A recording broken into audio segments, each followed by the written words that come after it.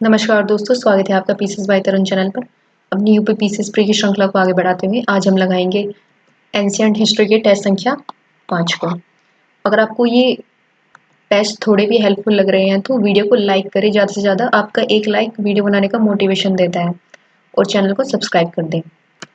प्रश्न संख्या 1 में लिखा है, गुप्त वंश की स्थापना श्रीगुप्त ने की थी। सही बात। श्रीगुप्त ने महाराजाधिराज नामक उपाधि धारण की नहीं। भाई श्रीगुप्त के बाद इनका जो बेटा था घटोत्कच इनका पुत्र था। इस पुत्र का जिक्र है सुपिया अभिलेख है एक, जो किसके द्वारा लिखा गया है। ये लिखा गया है स्कंदगुप्त। इनके शासन में आगे आएगा ना स्कंदगुप्त। तो इस अभिलेख में इन्होंने घटोत्कच से ही अपनी वंशावली की शुरुआत की है। श्रीगुप्त का कहीं जिक्र ही नहीं है उस लेख में। तो इन्होंने सिर्फ श्रीगुप्त ने जो उपाधि धारण की थी, ये की थी महाराज की सिर्फ। ध्यान रखेंगे इस बात को। Option number A correct. दूसरे में देखते हैं, निम्नलिखित कथनों पर विचार कीजिए, कौन सा कथन सही है। देख लेते हैं। चंद्रगुप्त प्रथम के गुप्त वंश का वास्तविक संस्थापक कहा जाता है। सबसे महान शासक इन्हीं को माना जाता है। चंद्रगुप्त प्रथम ने महाराज नहीं, इन्होंने ली थी महाराजा धीराज की उपाधि। तो ये गलत हो गया। चंद्रगुप्त प्रथम का विवाह लिच्छवी राज्य की राजकुमारी कुमार देवी से हुआ था। तो भाई ये बात सही हो गई। और गुप्त संवत 319 ईस्वी में इनका राज्याभिषेक हुआ था और तभी से इन्होंने गुप्त संवत की शुरुआत कर दी थी। तो कौन कौन से सही है, 1 और 3। तीसरे में दिया है सत्य कथन बताने हैं। चंद्रगुप्त प्रथम का उत्तराधिकारी समुद्रगुप्त जो 350 में गद्दी पर बैठा। सही बात। समुद्रगुप्त ने अश्वमेध पराक्रम की उपाधि धारण की। सही बात, क्योंकि इन्होंने अश्वमेध यज्ञ करवाए थे। समुद्रगुप्त को भारत का नेपोलियन कहा जाता है। क्यों कहा जाता है भाई नेपोलियन? इन्होंने पूरे दक्षिण तक आक्रमण कर पूरे ज्यादातर पूरे दक्षिणी क्षेत्र को अपने राज्य में मिला लिया था। तो इसमें तीनों सही है।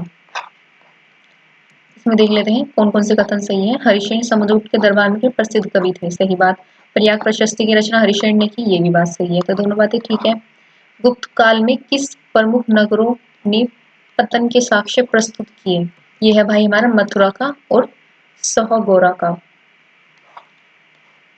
6 में दिया है, गुप्त काल के दौरान मगध के समान 8वीं शताब्दी में कन्नौज ने कौन सा स्थान प्राप्त किया? ये था भाई हमारा राजनीतिक।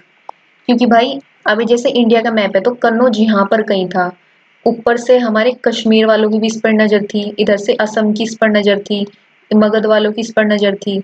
तो टोटली मिला के पूरा राजनीतिक केंद्र हमारा कन्नौज था, क्योंकि हमारा पूरा फर्टिलाइज पूरी तराई क्षेत्र था। हमारे गंगे के मैदान का सबसे ज्यादा उपज यहाँ पर होती थी, तो सबकी निगाहें एक तरीके से वहीं पर थी।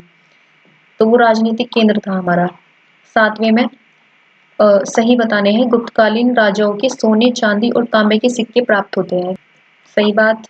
दूसरा दिया है, इस काल में सोने के सिक्कों को रूपक नहीं भाई दिनार और चांदी के सिक्कों को रूपक। ऐसे याद कर लो ना, चांदी चंद्रमा चंद्रमा चंद्रमा समान मुख, रूपक अलंकार होता है उसमें, तो रूपक चांदी के समान। तो दूसरा इनकरेक्ट हो गया, यानी कि केवल एक सही है। आगे, समुद्रगुप्त के सैन्य अभियान से संबंधित निम्नलिखित कथनों पर विचार कीजिए। जो उनसे कथन सही है वे बताने हैं। समुद्रगुप्त ने सर्वप्रथम उत्तर भारत में 3 शक्तियों को पराजित किया। सही। इस अभियान के दौरान उसने अच्युत नागसेन और कोतपुलज शासकों को हराया। सही बात। तो इसमें दोनों बातें सही है, यानी कि दोनों कथन। 9वें में देख लेते हैं, गुप्तोत्तर काल में स्त्रियों की दशा संबंधित कथनों पर विचार कीजिए। गुप्तोत्तर काल मतलब गुप्त काल के जस्ट बाद वाला काल। इस काल में स्त्रियों की दशा में गिरावट आई। हाँ भाई सही है। इस काल में सती प्रथा अत्यधिक विकास हुआ, ये भी सही है। तो 1 और 2। सूची 1 को सूची 2 से मिलान करना है। महाबलाधिकृत भाई सेनापति, महादंडनायक न्यायाधीश, यानी कि 2-1 ऑप्शन नंबर ए। संधि विग्रहिक था हमारा युद्ध एवं शांति का मंत्री। दंडपाशिक है हमारा पुलिस विभाग का सर्वोच्च अधिकारी, यानी कि 2-1-3-4 option number A. Priyadarshika Ratnavali Naganand, ये 3 प्रमुख नाटकों के लेखक कौन है भाई हमारे? भाई ये है हमारे हर्षवर्धन। आगे देख लेते हैं, निम्नलिखित में से कथनों पर विचार कीजिए। हर्ष की साम्राज्य सामंती संगठन पर आधारित था। तो भाई सही। ह्वेनसांग के अनुसार हर्ष के राज्य की कानून व्यवस्था अच्छी थी और काफी कठोर भी थी। इस काल में उपज का 5वां नहीं भाई 1/6 राजस्व के रूप में वसूला जाता था। तो इसके कितने सही हैं? 1 और 2। आगे बढ़ते हैं। 13वें में लिखा है निम्नलिखित कथनों में से कौन से कथन सही है। तो भाई पहला पॉइंट यह है, गुप्त प्रशासन में मौर्य प्रशासन की तुलना में अधिक केंद्रीकृत था। नहीं भाई, विकेंद्रीकृत था। गुप्त नौकरशाही मौर्यों की तुलना में अधिक विस्तृत थी, कम नौकरशाही कम थी। तो ये भी गलत हो गया, ये भी। गुप्त काल में मौर्य काल की तुलना में संस्कृत भाषा का विकास अधिक हुआ, ये वाला सही है पॉइंट, यानी कि ऑप्शन नंबर डी। गुप्त साम्राज्य के पतन हर्षवर्धन के उदय के बीच उत्तरी भारत में कई छोटे छोटे राजवंशों का शासन हुआ। और कौन से राजवंश उन राजवंशों में से थे बताने। तो भाई ये थे हमारे मोखरी और मैत्रक। मोखरी थे हमारे कन्नौज वाले। स्थापना किसने की थी इसकी? ईशान वर्मन ने, और 6th सेंचुरी के आसपास। मैत्रक था हमारा गुजरात वाले बेल्ट पर। ये आए थे हमारे 5वीं से और 8वीं शताब्दी के बीच में। और गुर्जर प्रतिहार तो ये बाद की बातें हैं दोनों, तो इसमें होंगी 1 और 2 करेक्ट। गुप्त राज्य चंद्रगुप्त द्वितीय के संबंध में निम्नलिखित कथनों पर विचार कीजिए। पहला पॉइंट पढ़ लेते हैं, जो सही है वे बताने हैं। इलाहाबाद स्तंभ शिलालेख में उनकी सैन्य उपलब्धियों का विस्तृत वर्णन किया गया है।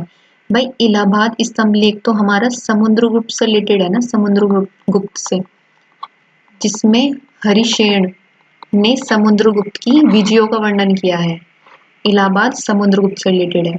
दूसरा दिया है, उसने दक्कन के वाकाटक साम्राज्य को पराजित कर उस पर कब्जा किया। भाई वाकाटक के राजा कौन था हमारा? रुद्र सेन द्वितीय से तो इसने अपनी बेटी प्रभावती का विवाह करवाया था ना, तो पराजित की तो बात ही नहीं है। इनडायरेक्टली रुद्रसेन जब सिंहासन पर बैठा था उसके 5 साल बाद उसकी मृत्यु हो गई थी, तो वो ऑटोमेटिकली प्रभावती ने चलाया अपने पिता यानी कि चंद्रगुप्त द्वितीय के संरक्षण में। तीसरा दिया है, शकों को पराजित करने के बाद उन्होंने मथुरा को अपनी दूसरी राजधानी बनाया। तो भाई शकों को पराजित तो किया चंद्रगुप्त द्वितीय ने, बट मथुरा को नहीं बनाया, सेकंड राजधानी बनाया था उज्जैन को। ध्यान रखिए तीनों गलत है, इसमें कौन सा सही पूछा था? इसमें कोई भी सही नहीं है। 16 में दिया है, तो भाई इसकी दोनों सही है। और कुमारगुप्त से रिलेटेड एक और बात देख लो भाई, एक मंदसौर का अभिलेख है और एक है हमारा बिलसड़ का अभिलेख। और जो मंदसौर का अभिलेख है ना, उसमें इसने शासन किस तरीके से चलाया जाए उस बारे में जिक्र किया गया है।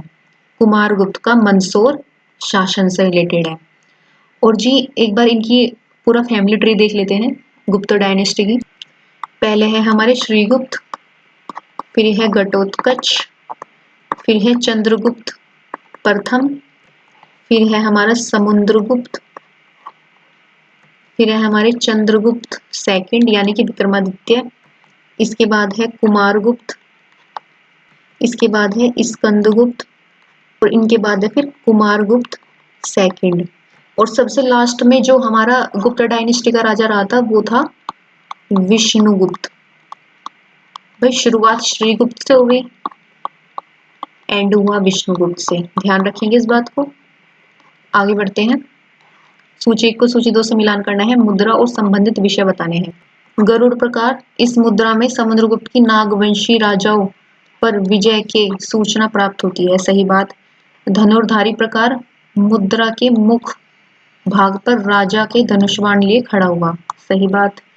परशु प्रकार, इस मुद्रा में उसकी उपाधि कृतांत यम परशु अंकित है।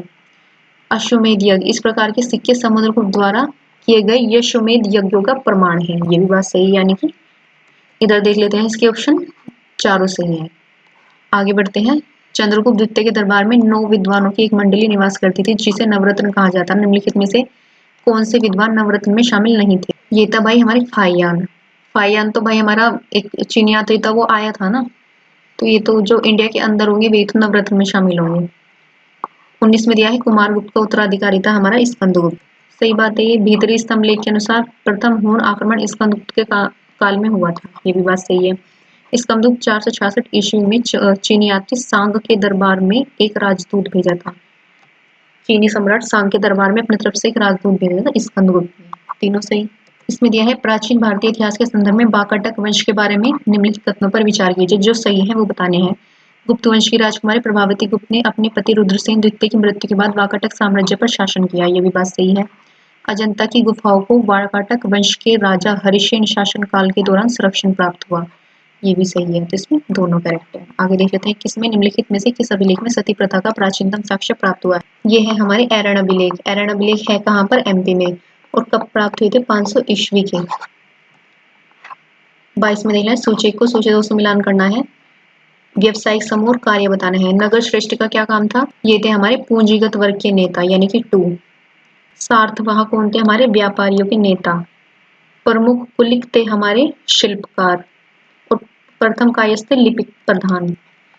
तो इसका होगा 2134। गुप्तकालीन प्रशासन के संबंध में निम्नलिखित कथनों पर विचार कीजिए। गुप्तकालीन शासकों ने एक विशाल साम्राज्य की स्थापना की थी। सही बात भाई, कन्नौज इस विशाल साम्राज्य की राजधानी थी, नहीं भाई, कन्नौज तो राजनीतिक केंद्र था सभी की नजरों में, सभी राजाओं की। इनकी राजधानी थी पाटलिपुत्र। तीसरा दिया है प्रांत एवं भुक्ति को पुनः जिलों में प्रदेश या विषय में बांटा गया, जिसका प्रधान विषयपति या कुमारा मात्य कहलाता था। सही बात, तो इसमें कितने सही होंगे, 1 और 3। बाणभट्ट के अनुसार गुर्जरों का उल्लेख किस साहित्यिक कृति में मिलता है, तो ये मिलता है भाई हर्ष चरित्र में। गुप्त काल के न्यायिक व्यवस्था से संबंधित निम्नलिखित कथनों पर विचार कीजिए। इस काल में राजा सर्वोच्च न्यायाधीश होता था। सही बात। इस काल में न्यायाधीश को दंडनायक, महादंडनायक और सर्वदंडनायक कहा जाता था। सही। इस काल में न्यायालय को 3 वर्गों में विभाजित किया गया था। नहीं, इसमें विभाजित किया गया था 4 विभागों में। कौन कौन से, एक तो राजा का न्यायालय होता था, एक पूर्व न्यायालय होता था, एक श्रेणी और एक कुल, 4 होते थे। तो इसमें कितने सही हो गए हमारे, 1 और 2। आगे लिखना है सूची 1 को सूची 2 से मिलान करना है। भाग क्या हो गया हमारा, ये भूमि उपज का लगभग 1/6वां भाग। उद्रंग होगा स्थायी कृषकों पर लगाए जाने वाला भूमि कर, उद्रंग। ऊपरी कर होगा अस्थायी कृषकों पर लगाया जाने वाला कर। उद्रंग स्थायी, ऊपरी कर अस्थायी। ज्यादा वर्ग ज्यादा अक्षर, इसमें भी अस्थायी में ज्यादा अक्षर, उद्रंग में कम, स्थायी में भी कम। भोग राजा को प्रतिदिन दैनिक वस्तुएं, तो 1 2 3 4। आगे देख लेते हैं 27 में सैन्य प्रशासन का प्रमुख सेनापति होता था, जिसका सर्वोच्च अधिकारी महाबलाधिकृत होता था। सही बात। गुप्त काल में राजा के पास स्थायी सेना होती थी। सही बात।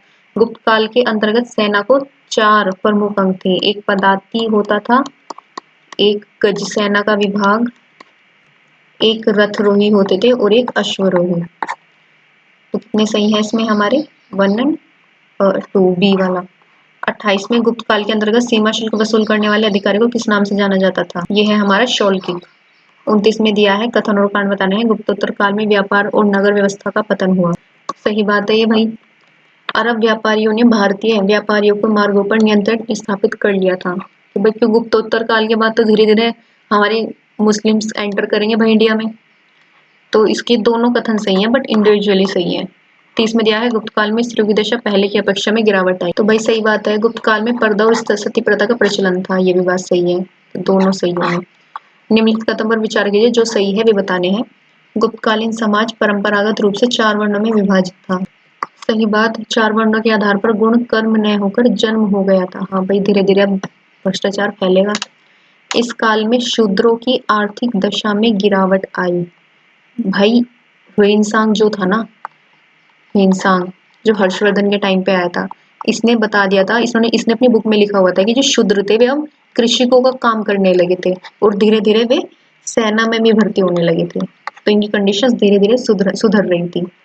तो ये गलत हो गया, यानी कितने सही है, 1 और 2। गुप्त काल में पशुओं का चारा योग्य भूमि को निम्नलिखित में किस नाम से जाना जाता था, भाई ये थी हमारी गोचर भूमि। मुरुंडा राजवंश के संदर्भ में निम्नलिखित पर विचार कीजिए, जो सही है वे बताने हैं। जो सही है वे बताने हैं। वे संभवतः गुप्त वंश के रिश्तेदार थे। नहीं भाई, ये जस्ट जैसे कनिष्क, जैसे कुषाण वंश हमारा खत्म हुआ था उसके जस्ट बाद, और गुप्त वंश से जस्ट पहले ये तब आए थे थोड़े बहुत क्षेत्र में। इन्होंने ना जो मध्य भारत है उसके कुछ हिस्सों में इन्होंने शासन किया। दूसरा देख लेते हैं, गुप्त साम्राज्य के पतन के बाद मध्य भारत का एक महत्वपूर्ण हिस्सा उनके शासन के अधीन था। भाई गुप्त साम्राज्य के बाद नहीं, कुषाण के बाद और गुप्त से पहले उनके बीच में। तो ये भी गलत है, तो दोनों ही गलत है इसमें। निम्नलिखित कथनों पर विचार कीजिए, जो सही है बताने हैं। हर्ष के पूर्वज भगवान शिव और सूर्य के अनन्य उपासक थे। तो भाई सही बात है, ये चीनी यात्री ह्वेनसांग से मिलने के पश्चात हर्ष ने पूर्णतः बौद्ध धर्म अपना लिया, ये भी सही है। निम्नलिखित में से किस शासक ने हर्षवर्धन की सेना को पराजित किया था, ये है पुलकेशन द्वितीय, और इसने हमारे ऐहोल अभिलेख में भी ये बात लिखवाई थी। 36 में गुप्त काल में दास प्रथा का प्रचलन था। तो भाई सही बात है ये। गुप्त काल में अस्पृश्य वर्ग को अत्यंश या चांडाल कहा जाता था। ये थे जो गांव के बाहर बाहर रहते थे। जो मतलब प्याज लहसुन ये सब चीजों को उपयोग करते थे उनको चांडाल कहा जाता था, एक तरह से अछूत माना जाता था। तो इसमें दोनों सही हो गए। सूची एक को सूची दो से मिलान करना है, विद्वान और विशेषता बतानी है। क्षपणक, क्षपणक हो गए हमारे ज्योतिषी, भास्कराचार्य हो गए हमारे खगोल शास्त्री, धन्वंतरी हो गए हमारे आयुर्वेद से रिलेटेड, और शंकु हो गए हमारे वास्तुकार। तो यानी कि ए सही। आगे देख लेते हैं। अर्थ में कुमारगुप्त ने मुद्राओं पर गरुड़ के स्थान पर मयूर की आकृति उत्कीर्ण करवाई। तो भाई सही बात है। कुमारगुप्त प्रथम ने नालंदा विश्वविद्यालय की स्थापना करवाई, ये भी सही है। और इसने अपने सिक्कों पर ना ये भी गुथवाया था कि मतलब अश्वमेध यज्ञ करवाया था इसने। प्राचीन भारतीय इतिहास के संदर्भ में निम्नलिखित कथनों में से किस शासक ने दक्षिणापथ अभियान के तहत कहीं दक्षिण भारतीय शासकों को हराया था? ये थे भाई हमारे समुद्रगुप्त, इनको ही हमारे नेपोलियन बोला था। ध्यान रखेंगे इस बात को। आगे देख ले हैं। सूची एक को सूची दो से मिलान करना है, दर्शन बताने हैं, प्रवर्तन बताने हैं। न्याय का गौतम हो गया आपका, सांख्य का कपिल हो गया। 2-1 किस में आ रहा है भाई? ऑप्शन नंबर 1 में। वैशेषिक कणाद और मीमांसा आपका हो गया जैमिनी। और आपकी उत्तर मीमांसा होती है, उत्तर मीमांसा, उसके कौन है भाई? हमारे बदरायण। ध्यान रखेंगे ये बात। आगे ले लेते हैं 41 में। गुप्त काल में संपत्ति से संबंधित विवाद सिविल कानून के अंतर्गत आते थे। तो भाई सही बात है। वर्ण भेद पर आधारित कानूनों को पूरी तरह समाप्त कहाँ से हो गया भाई? वर्ण भेद तो शुरू हुआ ही था तब से। तो उसका होगा ओनली 1। 42 में अभिकथन और कारण बताने हैं। गुप्त काल के दौरान जाति व्यवस्था का विस्तार हुआ जिससे बड़ी संख्या में उपजातियों का उदय हुआ। तो भाई सही बात है ये। गुप्त काल के दौरान बड़ी संख्या में विदेशी लोग भारतीय समाज में सम्मिलित हो गए थे, जिनमें से अधिकांश क्षत्रिय थे। सही बात। तो भाई कारण भी सही बता रहे हैं। भाई जब बाहर से कोई लोग आएंगे तो वे अपनी अलग कैटेगरी नियुक्त करेंगे कि भाई हम इस कैटेगरी से आए। तो इसका है ओनली 1। निम्नलिखित में से कौन सा व्यक्ति अन्य 3 समकालीन नहीं था? तो देख लेते हैं। चंद्रगुप्त द्वितीय, कालिदास चंद्रगुप्त द्वितीय के दरबार में थे, और जी ह्वेनसांग हमारे हर्षवर्धन के टाइम पर आए थे, और फाहियान चंद्रगुप्त द्वितीय के टाइम पर आए थे। तो अलग कौन हो गया हमारा? सी। 44 में दिया है। सही कथन बताने हैं। विष्णुसेन ने इलाहाबाद के एक स्तंभ पर समुद्रगुप्त के सैन्य अभियानों की प्रशस्ति उत्कीर्ण की थी। भाई ये थे हमारे चंद्रगुप्त प्रथम का कवि।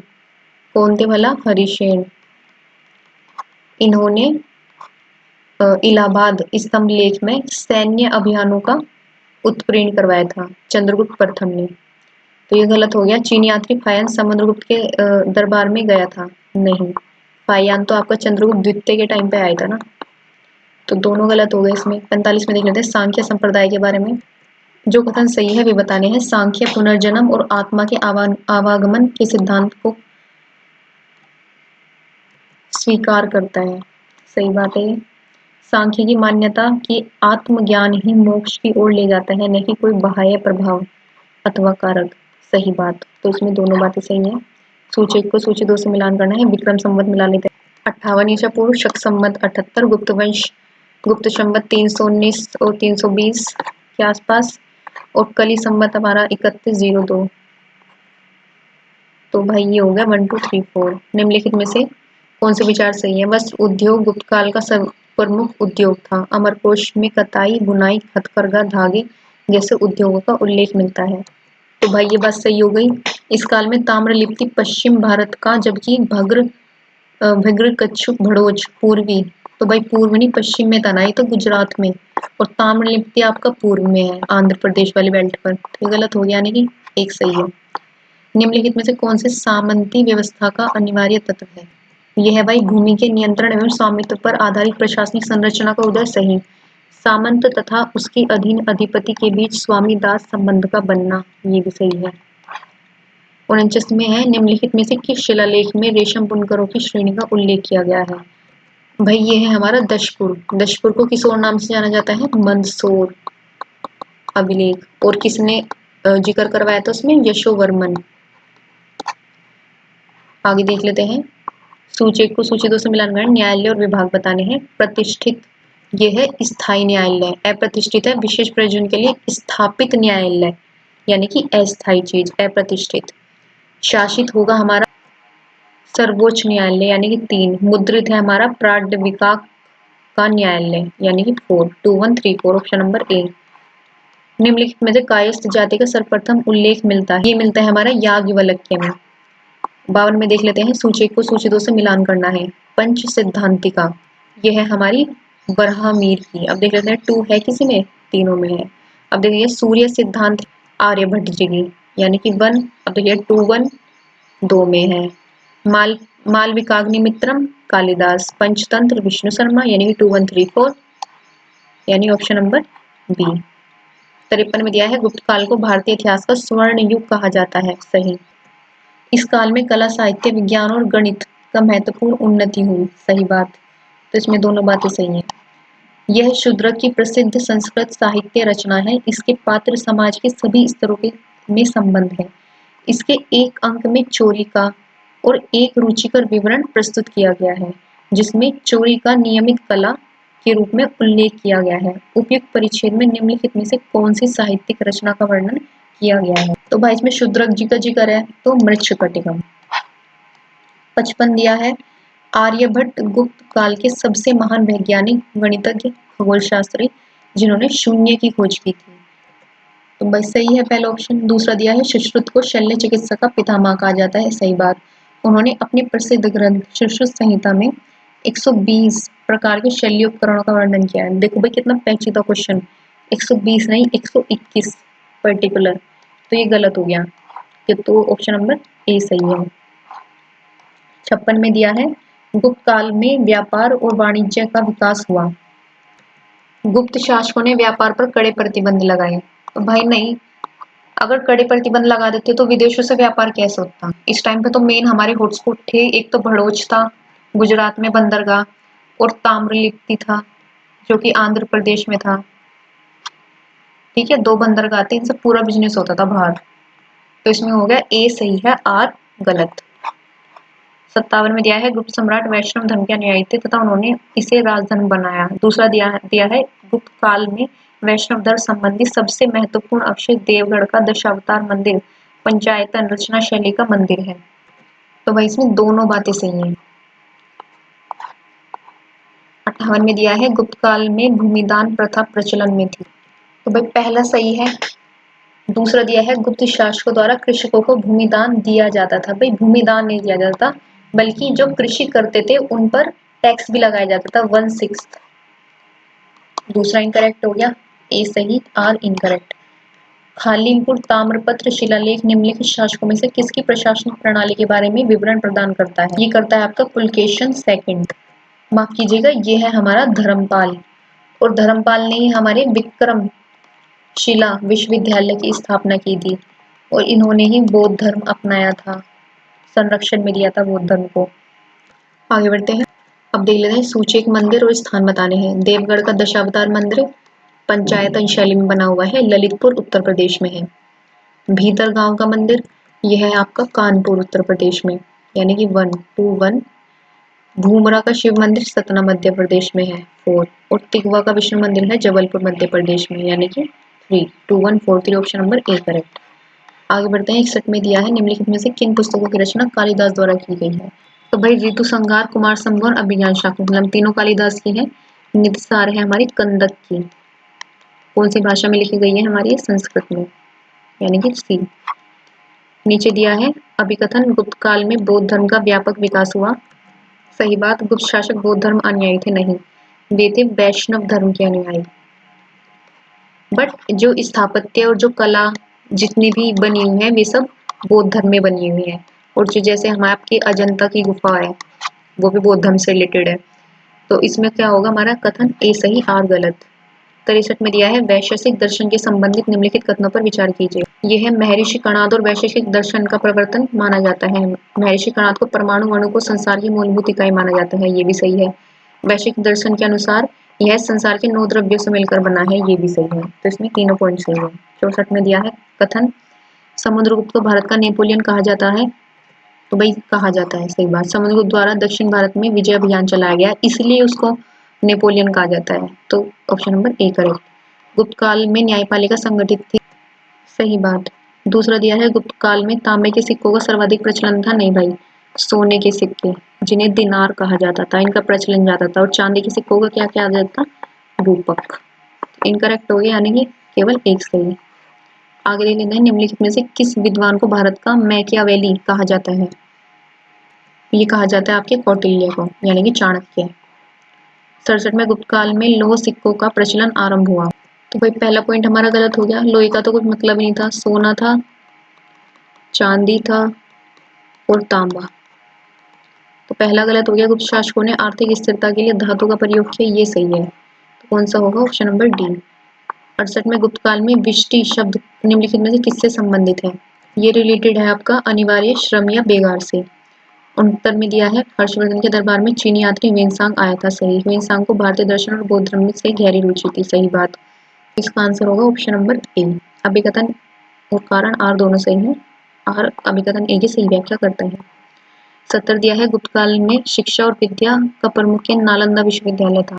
तो भाई सही बात है, नालंदा विश्वविद्यालय समुद्रगुप्त द्वारा स्थापित किया गया था, नहीं, ये किया था कुमारगुप्त।